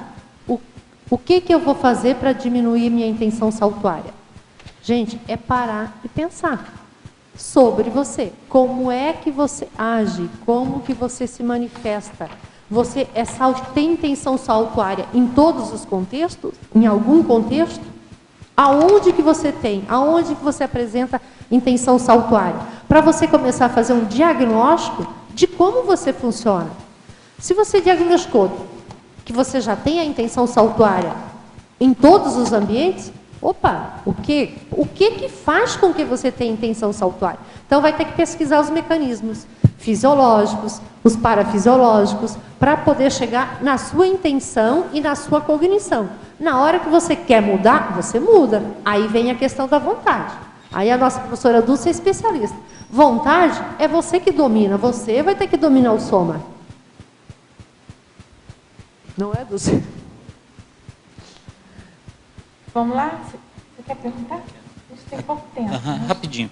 Aqui na fatologia, na página 1, na quarta linha de baixo para cima, o atributo da equidade servindo de elemento de isenção no esquadrinhamento de si mesmo. Poderia ampliar isso aí, por gentileza? Equidade é você ter retidão pensênica. Retidão. Na hora que você, por exemplo, está analisando você, e você vê que tem algo que não está coerente, que não está cosmoético, que não está certo, você tirar, eliminar. Para que você possa fazer uma análise isenta, mas correta sobre você. Porque senão as tendências acabam interferindo na sua pesquisa e no seu esquadrinhamento. Então, por que equidade que eu coloquei aqui? É a questão da retidão, né? Da cosmoética. Você ser cosmoético nas suas autopesquisas. E, para isso, você tem que entender as suas tendências. Porque as nossas tendências são danadinha.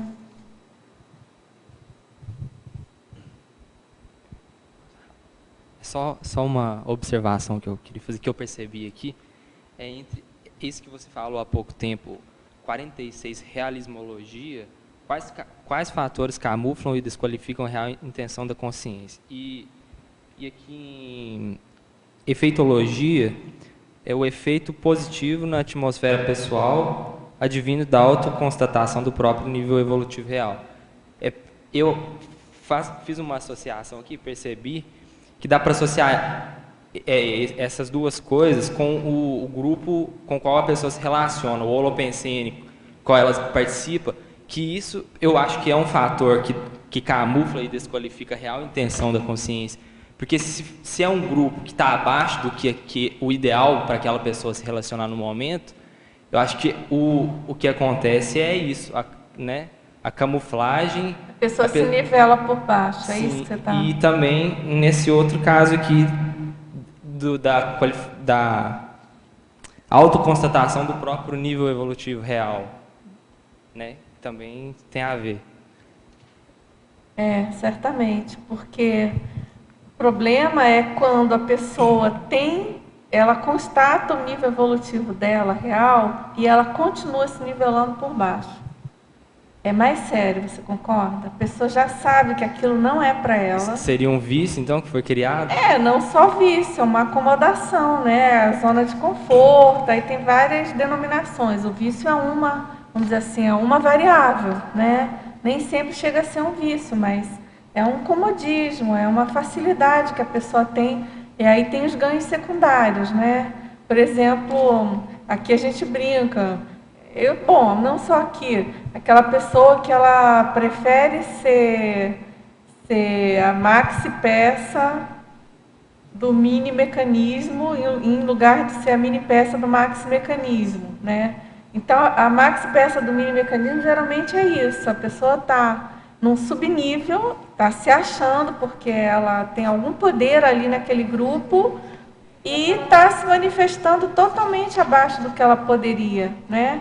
Muitas vezes a pessoa tem consciência disso, a pessoa sabe, mas não quer mudar, né? A pessoa até tem uma boa dose de autorrealismologia dela, mas ela não quer sair daquilo, né? Talvez por medo. Isso tem a ver também com aquilo que a gente chama que a gente não abre mão das amizades ociosas, né? Ou das companhias ociosas. Entende? Aí tem os ganhos secundários, né? Isso aí teria a ver com o ego, né? A pessoa tem medo de entrar no holopensene que se equipara da capacidade dela e perder aquele status. Perdeu o status, exatamente. Isso eu acho que é o mais comum, né? A pessoa tem que abrir mão do orgulho, né? Porque como é que ela não vai ser a tal? Ela vai ser uma mini peça. Isso aí eu acho que é o que pega mais, na verdade, em geral, assim, genericamente. Pessoal, nosso tempo esgotou. Agradecemos muito a presença, a participação de todos, tertulianos, teletertulianos, e agradecemos a nossa verbetógrafa, guardamos os próximos e vamos aos nossos comerciais tarísticos aqui. Obrigada. As pontuações da tertúlia de hoje são 14 assinaturas no livro de presença, 15 perguntas presenciais, 25 perguntas online, 29 perguntas online. Para hoje temos 2 recados. Rosângela Piccoli, com 5 baia, Rômulo Silva, acoplamentário.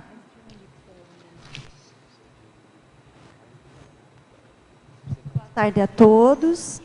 Eu gostaria de convidá-los, estou aqui em nome da Conscius, e gostaria de convidá-los para o Concinco Baia mensal. Ele acontecerá dia 13 de fevereiro de 2015, antes do balanço existencial. O curso Concinco Baia, ele utiliza técnicas de autoexposição conscienciométrica e interassistencial. Então, tem o objetivo de você compreender seus traços, trafor, trafar e trafal. E é um recurso também para aferir a sua autointenção, aproveitando o tema de hoje. Além de você se identificar, saber como você é, né? Se aproximando aí da sua para-realidade de curso intermissivo. O ambiente que se forma nesse curso de Concinco Baia é um ambiente de interconfiança, um ambiente positivo, ao qual você consegue se despojar para receber feedback e aferir como você está na sua interconsciencialidade. Então, lembrando, é dia 13 de fevereiro de 2015, ocorrerá aqui em Foz do Iguaçu. O local vai ser na Conscius, né, que fica no discernimento. Você pode fazer sua inscrição diretamente na Conscius ou online, pelo site da Conscius, que é www.conscius.org.br. Mais informações você pode ligar diretamente, né, para nosso telefone, que é o DDD 45, telefone 2102 1460. Aguardamos vocês. Muito obrigada. Boa tarde a todos. Gostaria de convidar aos tertulianos e aos teletertulianos para participarem, né, do acoplamentário que ocorrerá neste fim de semana com a temática Inversão Existencial. Os epicons do curso serão os professores Alexandre Nonato e Marcelo Silva. O acoplamentário tem por objetivo desenvolver a clarividência interassistencial. No caso dessa turma, né, vai ser discutido e debatido bastante sobre a técnica da inversão existencial. Então, as pessoas podem, além disso, aprofundar o seu conhecimento a respeito dessa técnica. Maiores informações sobre inscrições podem ser obtidas no CAEC, na recepção, ou pelo telefone DDD 45 3525 2652. Obrigado. Para amanhã, teremos o verbete Adjetivação Tarística, na especialidade Comunicologia da verbetógrafa do CIDAL. Boa tarde.